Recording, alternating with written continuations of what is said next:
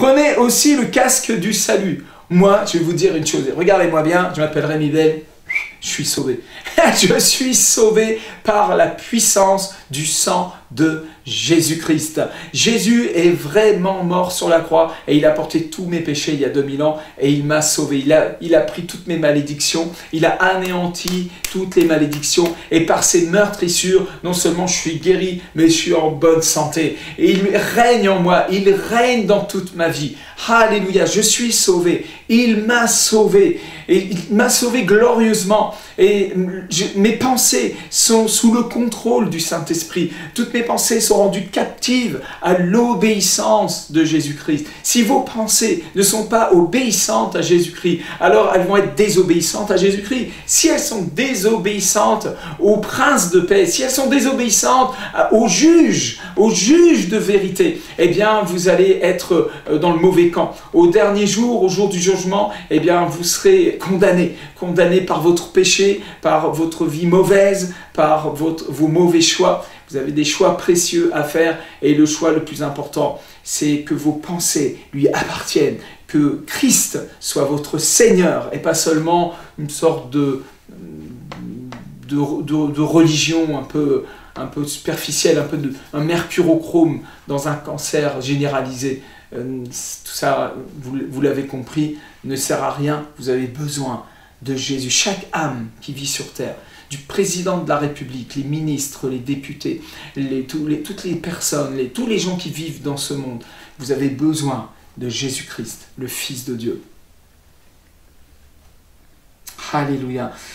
Il dit encore, prenez l'épée de l'Esprit qui est la parole de Dieu. Cette épée est vivante, elle est efficace, plus tranchante qu'un glaive à deux tranchants. Vous trouvez ça dans Hébreux au chapitre 4, versets 12 à 14. Et je ne pense pas que vous puissiez user de cette épée tant qu'elle ne vous a pas coupé en deux. Cette parole vient nous séparer âme et esprit. C'est ce qui est écrit dans Hébreux au chapitre 4, au verset 12. La parole de Dieu est vivante, efficace, plus tranchante qu'un glaive à deux tranchants, séparant âme et esprit. Beaucoup de chrétiens sont dans leur âme. Beaucoup travaillent pour le Seigneur. Ils font des bonnes œuvres avec leur âme. Et en fin de compte, souvent le diable leur ment parce que le sentiment, et le diable peut nous mentir au niveau de notre âme.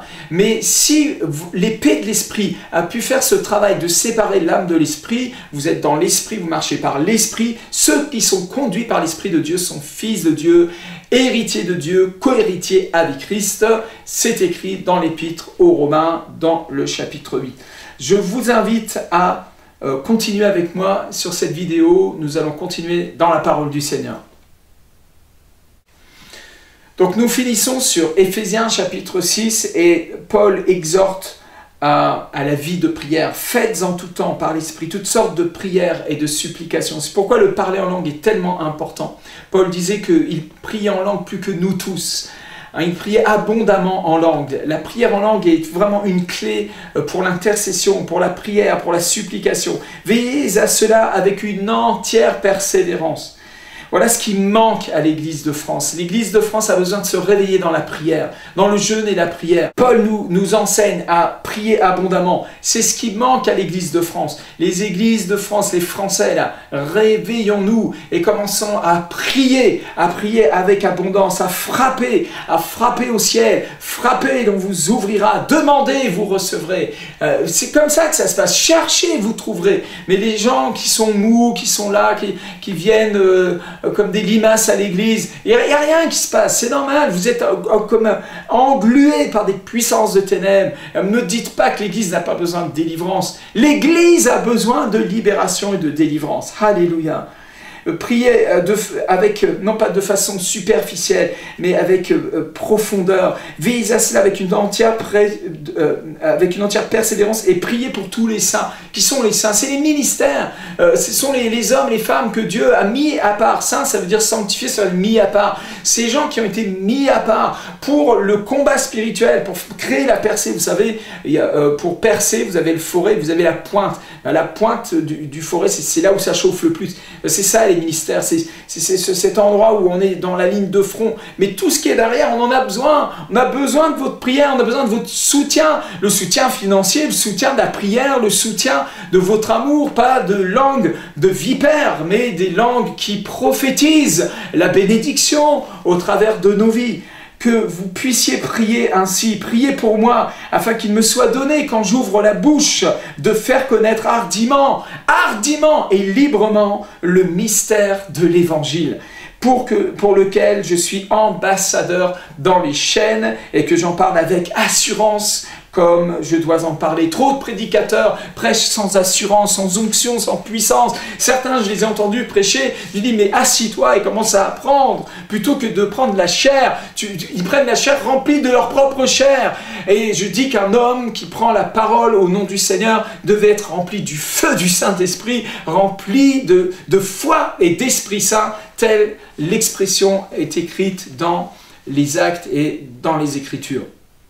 Amen, amen. Nous comprenons donc pourquoi Paul écrit de cette façon aux Éphésiens quand nous relisons Acte 19 au niveau du combat spirituel. Et retournons donc maintenant dans 1 Corinthiens au chapitre 16 au verset 8 à 12.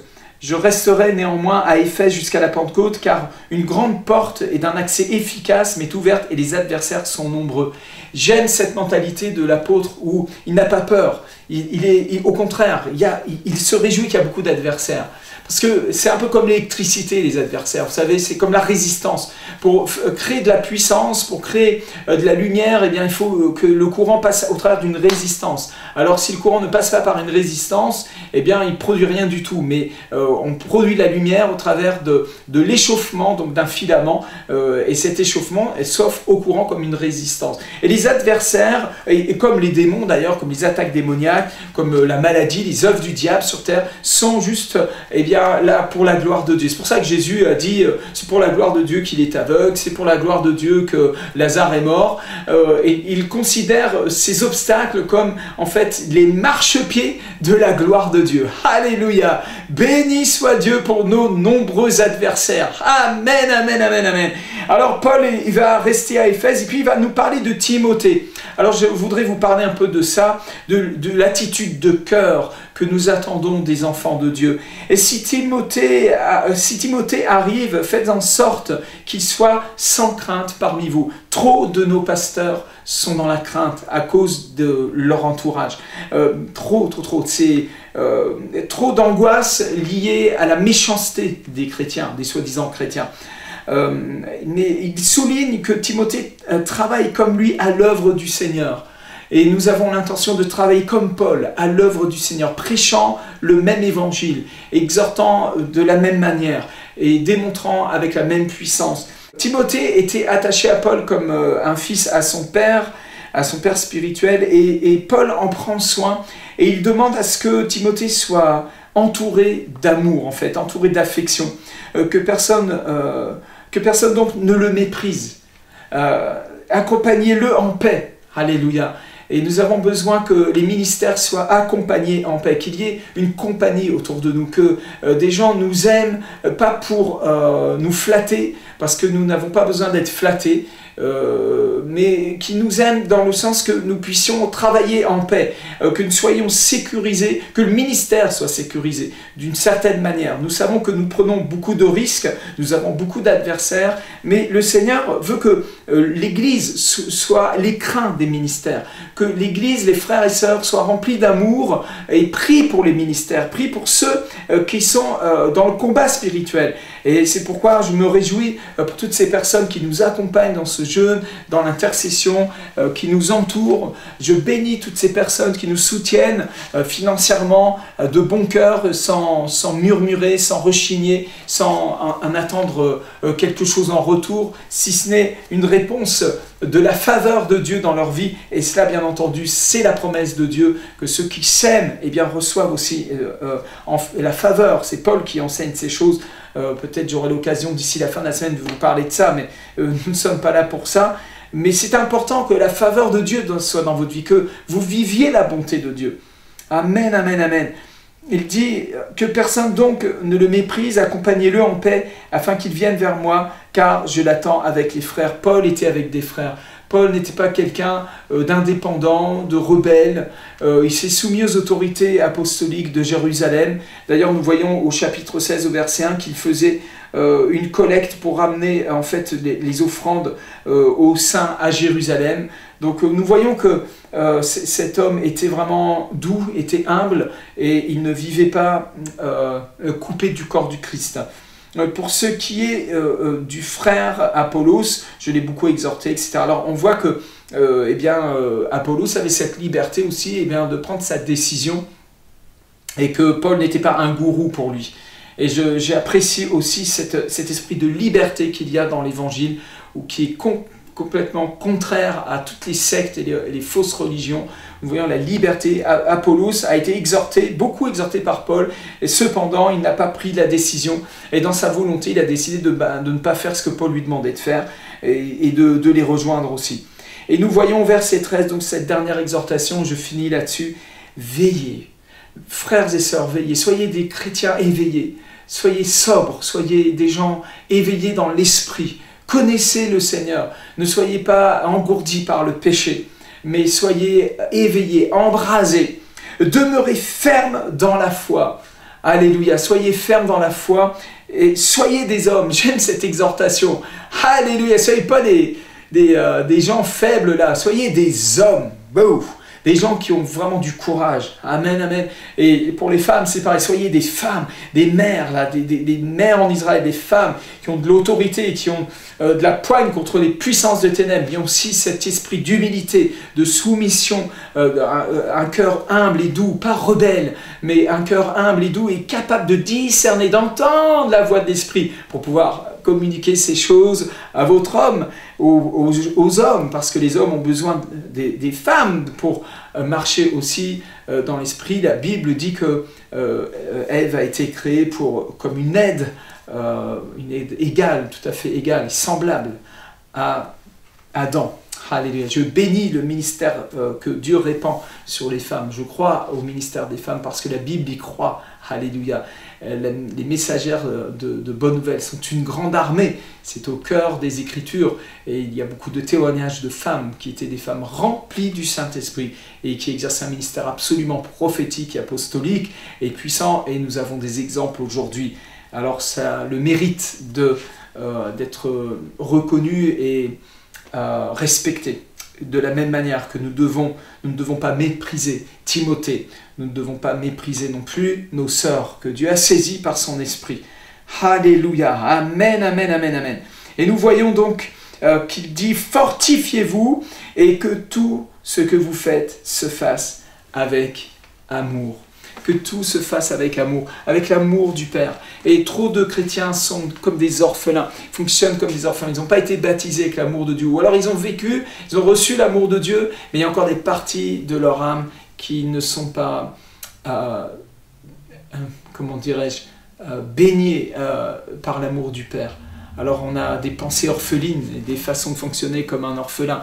Vous savez, un orphelin, il vient d'être adopté, il arrive dans la maison, il s'assoit sur le fauteuil, et puis là il se frotte les genoux, il n'est pas à l'aise, et puis c'est sa maison maintenant, c'est son papa et sa maman, il vient d'être adopté, et puis la maman lui dit « Tu veux boire quelque chose ?» et le petit garçon il fait comme ça, il a peur, il n'est pas encore adopté dans son cœur, il est un orphelin. Il fonctionne, pourtant tout est à lui, légalement, mais au niveau de son fonctionnement, il est toujours orphelin. Et puis la maman va lui chercher un verre d'eau, et il va dire merci madame, il ne va pas dire maman, quoi.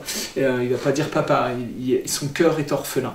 Et puis les semaines vont passer, les mois vont passer, et puis il va découvrir que l'amour qu'on a pour lui est tellement véritable, tellement gratuit, alors son cœur, son âme va commencer à s'ouvrir. C'est possible qu'il y ait un moment où il va pleurer dans les bras de ces personnes qui l'ont adopté, et il va accepter l'amour. Eh bien, c'est ce qui se passe avec le Seigneur. Quand il nous a adoptés, il est venu nous chercher dans notre vie terrible, brisée, l'âme est tellement précieuse, tellement souple. Eh bien, le Seigneur veut la guérir, cette âme, il veut la restaurer complètement. Je vous invite à lire à la fin de cette vidéo le psaume 23 et de le prendre pour vous-même. Je vous bénis au nom du Seigneur. Merci d'être avec nous, de nous suivre, d'avoir écouté cette vidéo jusqu'au bout. J'espère qu'elle n'est pas trop longue. Voilà, je vous bénis au nom de Jésus-Christ. Demain, dans une nouvelle vidéo où nous allons partager encore la parole de Dieu. Je ne sais pas ce qu'il y aura au menu. Je m'attends au Saint-Esprit. Que Dieu vous aide dans ce jeûne. Nous jeûnons donc jusqu'à vendredi. Et puis je vous invite samedi à 10 h au Centre Chrétien de Mantes, 35 rue des Garennes, 78 200, Mantes-la-Jolie, pour une réunion de feu et de gloire où nous allons prêcher la puissance de la croix, nous allons chasser les démons, prier pour les guérisons, voir la gloire de Dieu ensemble. Je sais que le Seigneur va se manifester de façon extraordinaire. Venez avec vos amis. À bientôt. Dieu vous bénit.